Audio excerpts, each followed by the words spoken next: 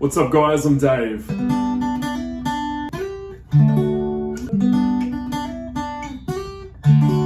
When it comes to the beginning of arranging, when I'm thinking of a fingerstyle arrangement for a popular song, we're going to take something simple, stupid in this one, alright? We're going to take Happy Birthday, alright? So I'm thinking the main melody first. Now there's multiple ways we could play this, right? I just think in the key of G. It's simple. I like to arrange a lot of songs around the keys that have minimal sharps and flats. C, natural notes. It's all natural notes. G only has one sharp. F has one flat. The key of D has two sharps.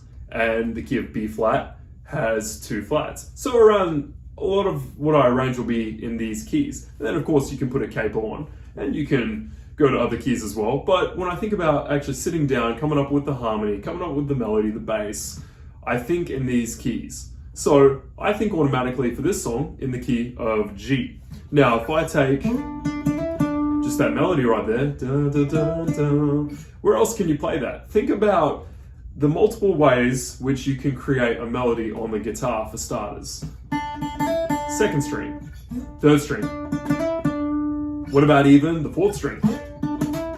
Okay, we're starting with the D, E, D, all right? You could even go switch strings, right? All right, yeah. So there's some ideas now. We're gonna think, what's the bass? All right, I'm gonna keep the harmonic progression very simple in this one. Let's think just the tonic, the one chord, G. And then, as you see, I play this shape right here. If we're gonna be in this position, I could go. We had a nice little whole tone dissonance, that's what that is.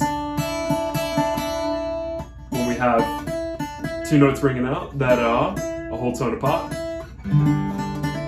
So I could do that potentially. I could climb up to the 5th fret on the 2nd string. What if I wanted to play something like this? Well, that's when I'm gonna start thinking, all right, CAGED system. We know open chords, right? C, A, G, E, and D. All right, so if I'm thinking, all right, we have a position here using the G shape, well now how about, let's think C, A, G, E. Well, E shape, F, F sharp, G. All right, what can we do with this potentially? We can play the D note right there. But then we'd have to rearrange our fingers a little bit. So now what I'm thinking, because I can't practically hit that note there, I'd have to go, I'd have to lift up kind of awkwardly my first finger, or I could remove the bar and I could play what's called an inversion. I could play the 5th in the bass, and what I mean by 5th, 1, 2, 3, 4, 5. 1 and 5 create a power chord. So sometimes we can remove the bass note and we can play in something that's not necessarily root position, but this is second inversion. When the 5th, the D in this case, is the lowest note. So now if I rearrange my fingers a little bit, still a little bit impractical, but now if you look here, here's one idea. You'll see my G is still the bass note right here. And then you'd have to go to the next bit. So that was just me thinking on the spot right there. I went to a D chord, A shape, A, B, C, D, 5th fret. And then we got 7th fret, barring on the 2nd through to the 4th string. And that happens to be the highest note of the melody. We want to keep the melody as the highest note. It's more dominant this way. So what do I do here? So that's an idea right there. But I want us to trace back a little bit here. We went through, okay, a G shape, E shape, playing G. What's the next in the CAGED system? C, A, G, E, D. All right, so D, bring up 2 frets, E, 1 fret to F, whole tone to G. Now we can rearrange this one again. See how we have more of a C shape right here? And then we have D shape. Alright? So where would in relationship to that shape, you could play just a power chord right there. But we want to add some voicing in, we want to add some harmony in, right too? So, I could think, alright, what's on top of that? The third and the fifth in a major chord, right? 1, 3, 5. So, I can play the 5 there, and I can play the 3 here. So, that's another idea right there. We can play first inversion, have the 3 in the bass. It would be a cool little harmonic idea there, not necessarily practical in the way that it doesn't have the 1 in the bass, so it sounds a little bit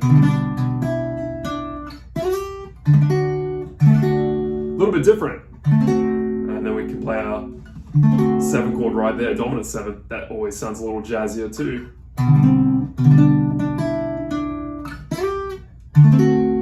And all that is if I take my major shape here and then I flatten the 7th. Well, I flatten, we have a duplicate 1 here, octave shape right there. We bring that down a whole step. Okay, pretty neat, pretty neat.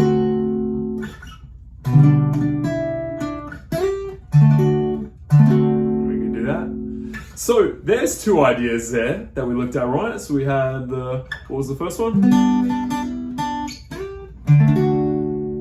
And then think about another way you could play this. Well, hey, think about that melody. Da, da, that's G, F sharp. Where else can you play that? Ah, look at that in the first string. So I could go. Interesting, right? Because we have an open D chord right here. And that matches up perfectly.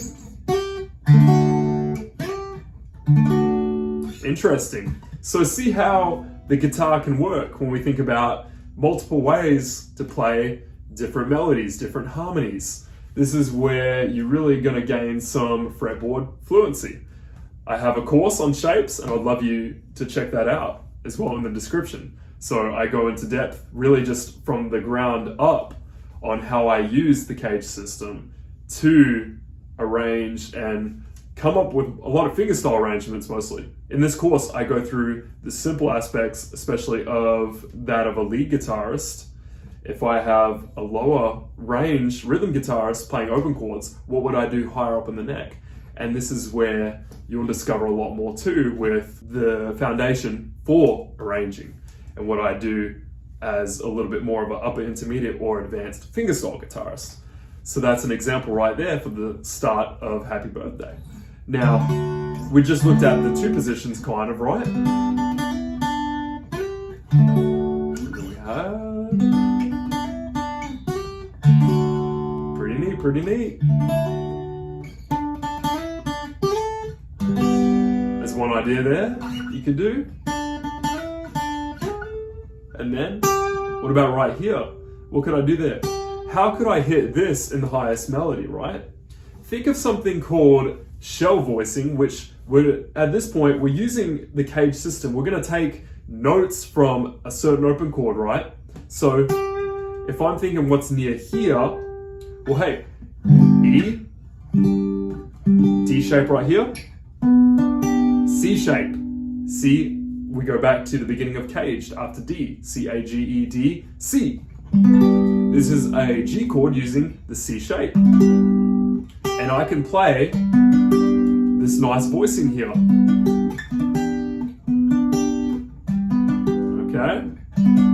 Where I'm building this, I would say it's a shell voicing in the sense that I'm using just 1, 3, 5. I'm not playing duplicate notes. In other words, like a G chord, for example, how I have a G here, a G here, and a G here. I'm simply playing 3 notes. It's still the character of the major chord, but it's different voicing. It's more simplified. So now I could potentially use that to my advantage to play a melody on top that would otherwise be hard to play if my fingers are in this position of playing a whole chord, like a whole bar chord, kind of what we looked at with playing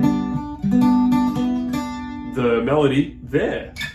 Okay, I had to rearrange my voicing somehow. I couldn't play, it wasn't as practical to play the whole bar chord. There's another idea right there, and then you had, so 2 examples there. Pretty neat, huh? And then you have to, and then what could be a chord here? A 4 chord, right? We could say,